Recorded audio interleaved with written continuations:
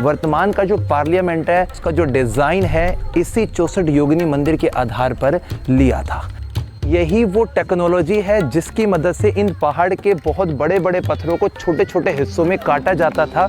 देखिए चारों दिशाओं में यहाँ भी लिखे हैं, इस तरफ भी आपको देखने को मिलेंगे। ये वाला जो स्थान है तंत्र विद्या के लिए काफ़ी ज़्यादा प्रसिद्ध माना जाता था।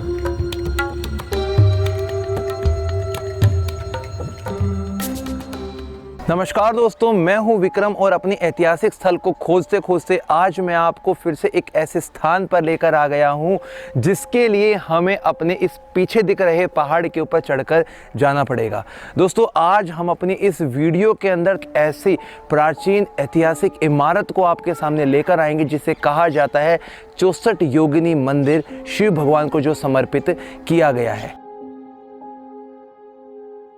और दोस्तों ये वाला जो स्थान है वो मध्य प्रदेश के डिस्ट्रिक्ट मुरैना के मितावली में पड़ता है और हमें जाना है इन पहाड़ के रास्तों से चढ़ते हुए ऊपर, और सामने की तरफ जो आपको इमारत दिखाई दे रही है उस पूरी इमारत को हम आपके सामने लेकर आएंगे, उसके इतिहास को पेश करेंगे। तो पहले आप थोड़ा आसपास का गांव का नज़ारा देख लीजिए ताकि आपको मैं ये बता सकूं कि जब कभी आप यहां पर आएँ तो अपने खुद के व्हीकल से आएँ, क्योंकि यहां पर बस वगैरह नहीं आती हैं। यहां पर आपको इस प्रकार से मितावली का एरो भी दिखाई देगा।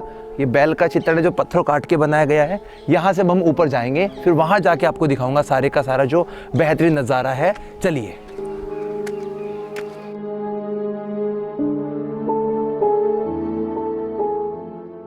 लगभग 200 के आसपास सीढ़ियां चढ़ने के बाद में हम इस मंदिर के बिल्कुल बाहरी हिस्से में पहुंच चुके हैं, जहां से इसका जो नज़ारा है बहुत ज़्यादा शानदार दिखाई दे रहा है। लेकिन कुछ छोटी छोटी चीज़ों पे मैं आपका फोकस, आपका ध्यान केंद्रित करना चाहता हूं। दोस्तों आप इस पूरे समतल खंड पे कुछ लिखावट देखिए जो यहाँ पर किसी चीज़ से कुरेद कर बनाए गए हैं। देखिए चारों दिशाओं में यहाँ भी लिखे हैं, इस तरफ भी आपको देखने को मिलेंगे। यहाँ पर ये जो लिखावट है वो कब की है इस समय का कोई आइडिया नहीं है। और मैं कुछ छोटी छोटी चीज़ें और यहाँ पर आपको फोकस में डालना चाहता हूँ। यदि आप देखेंगे तो इसके ऊपर आपको इस प्रकार के ये छोटे से गड्ढे दिखाई देंगे। ये गड्ढा यहाँ पर एक होता तो ज़्यादा विचित्र बात नहीं थी, लेकिन काफ़ी सारे वो मैं आपको दिखाऊँगा। आगे की तरफ आइए और आप देखिए इस पत्थर को काट कर ऐसे बनाया गया जैसे कुछ चीज़ अटकाई यहाँ पे जाती होगी। इधर भी देखिए, इधर भी देखिए, बाहर निकल सकते हैं। यही वाला काम हमें यहाँ पर भी देखने को मिल रहा है। तो इससे ना ऐसा मालूम पड़ता है कि शायद किसी चीज़ को यहाँ पे बांध के ऐसे रखा जाता होगा, तभी ये बीच में ऐसा बनाया गया है। और यदि मैं आपको थोड़ा इस पत्थर के पास लेकर आऊँ तो यहाँ पर मैं उस समय की ना एक बहुत बारीक चीज़ आपको दिखाना चाहता हूँ। सबसे पहले आप इन तकरीबन 3 इंच के इन चौड़े चौड़े इन निशानों को देखिए जो इस पत्थर बनाए गए हैं। फिर आप अपनी नज़रों को सामने वाले इन निशानों पर डालिए। दोस्तों यही वो टेक्नोलॉजी है जिसकी मदद से इन पहाड़ के बहुत बड़े बड़े पत्थरों को छोटे छोटे हिस्सों में काटा जाता था। वो क्या करते थे, लकड़ी का या लोहे का एक टुकड़ा लेते थे और इस प्रकार से इनके अंदर डाल देते थे, और उसके बाद में कुछ समय के बाद में जो पत्थर था वो 2 हिस्सों में अलग हो जाता था। तो उसी के सारे जो निशान है यहाँ पर आपको देखने को मिलेंगे। अब आगे की तरफ आइए तो इससे साफ साफ पता लगता है कि यहाँ पर भी निशान किए गए हैं ताकि इस ऊपर वाले हिस्से को अलग करने की कोशिश की गई होगी। अब मैं आपको सीधा इस मंदिर के अंदर वाले हिस्से में लेके जाऊँगा जहाँ पर काफ़ी विशेषताओं के साथ में इस मंदिर को यहाँ बनाया गया है। बताते हैं तकरीबन 14वीं शताब्दी के जो शुरुआती समय में 1323 के समय में देवपाल नाम के एक राजा थे, उन्होंने इस मंदिर को यहाँ पर बनवाया था और इस मंदिर को 64 योगिनी मंदिर के नाम से जाना जाता है। उसके पीछे की विशेषता अंदर जाकर हम पता लगाएंगे। आइए। जब आप इसके मुख्य द्वार में घुसेंगे तो नीचे वाली पट्टी में आपको उस समय की कुछ वास्तुकला जो उकेरी गई है वो दिखाई देगी। आइए।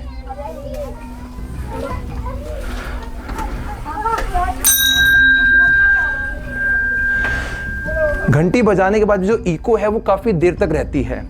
आप एक बार अपनी नज़रों को इस हिस्से में लेके जाइए और मैं आपको पूरे हिस्से में घुमाने की कोशिश करता हूं और साथ साथ में इसकी कुछ विशेषता है वो भी आपको बताता हूं।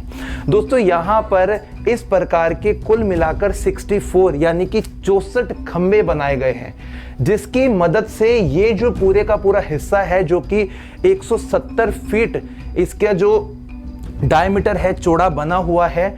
और इस तरफ जो आपको छोटे छोटे ये कक्ष दिखाई दे रहे हैं, हर किसी के अंदर शिवलिंग रखा हुआ है।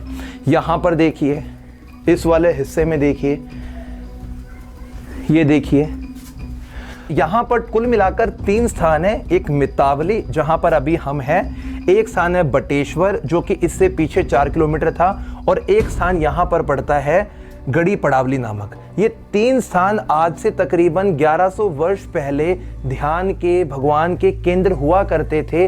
और इन्हीं तीनों स्थान पर काफ़ी सारे ऐसे साक्ष्य मिले, काफ़ी सारे ऐसे इतिहास की चीज़ें मिली हैं। जब आप उन सभी साक्ष्यों को देखते हो तो सीधा तौर पर आपको शिव भगवान, विष्णु और ब्रह्मा जी से उनको जोड़ने में मदद मिलती है।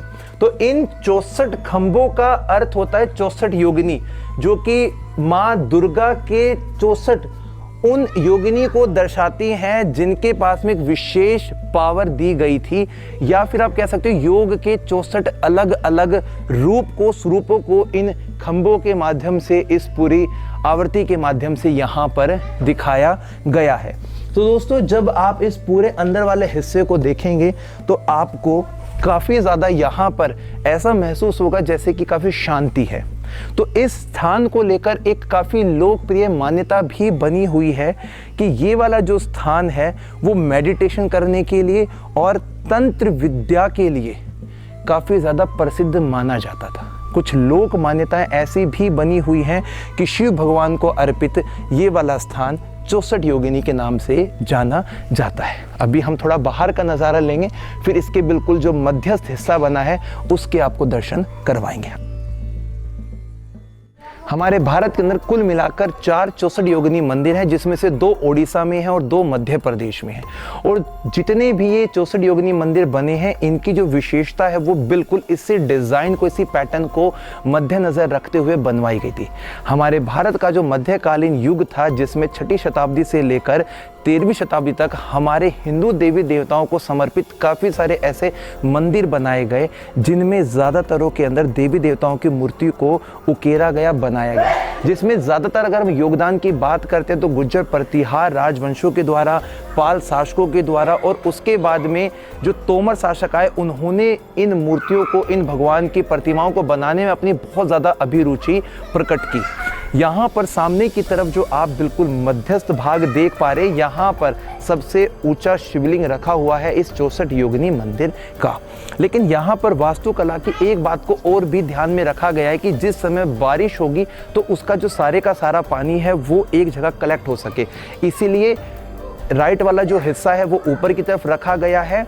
और उसके बाद जब आप देखेंगे तो ये सारा हिस्सा बिल्कुल नीचे की तरफ ढलान में देखने को आपको मिलेगा। और इसी प्रकार से इसके बिल्कुल ऊपर वाले हिस्से में भी आपको पानी का जो एग्जिट पॉइंट है वो भी देखने को मिलेगा। अभी हम इसके अंदर वाले इन पिलर को देखते हैं और उनको भी समझने की कोशिश करते हैं। शिवलिंग पे जल दूध चढ़ाने के बाद में आप यहाँ से इस प्रकार से घूमकर वापस आते हैं। तो एक बार हम पहले सामने के उस प्राचीन शिवलिंग को देखेंगे, जो यहाँ पर तकरीबन 800 वर्षों से रखा हुआ है, जो अपनी उन मान्यताओं के साथ में जाना जाता है, जिसके लिए यहाँ का ये 64 योगिनी मंदिर बहुत ज़्यादा विख्यात है, प्रमुख है। यदि हम बात करते हैं इसके पिलर की तो एक बार पूरे राउंड लेते हैं, एक बार देखते हैं। यहाँ पर फूल की पत्तियाँ और घंटियाँ बनाई गई हैं।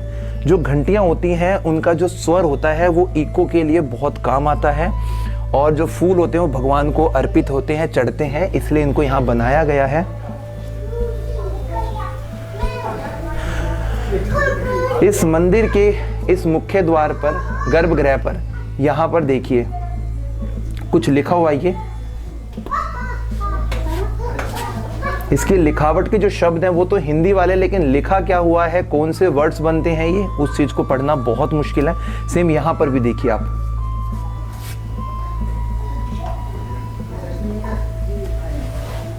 कुछ लोक मान्यताएं ऐसी भी बनती हैं कि जो 64 योगिनी ये मंदिर है, इसका सीधा संबंध सूर्य के प्रकाश से था और ऐसा बताते कि सूर्य के प्रकाश के माध्यम से यहाँ पर गणित की और ज्योतिष शास्त्र की विद्या दी जाती थी और यही हमारे हिंदू धर्म की सबसे प्राचीन मंदिरों में से एक मंदिर है जो ध्यान का केंद्र भी था और अलग आस्था का केंद्र भी बना हुआ है। लेकिन अंग्रेजों के समय में जो एक ऑफिसर थे जिनका नाम था एडविन लुटियंस, जिन्होंने दिल्ली का पूरा जो मैप है वो तैयार किया था, उन्होंने वर्तमान का जो पार्लियामेंट है, जो संसद भवन है, उसका जो डिज़ाइन है इसी 64 योगिनी मंदिर के आधार पर लिया था। तो दोस्तों इस पूरी वीडियो को बनाकर हमें बहुत अच्छा लगा, अपने इतिहास की बातों को जानकर हमें काफ़ी गर्व महसूस हुआ। आपको ये वाली वीडियो कैसी लगी हमें इंस्टाग्राम पे ज़रूर बताइएगा। ज्ञानवी क्लोग मेरी इंस्टाग्राम आईडी है। तब तक के लिए जय हिंद, जय भारत।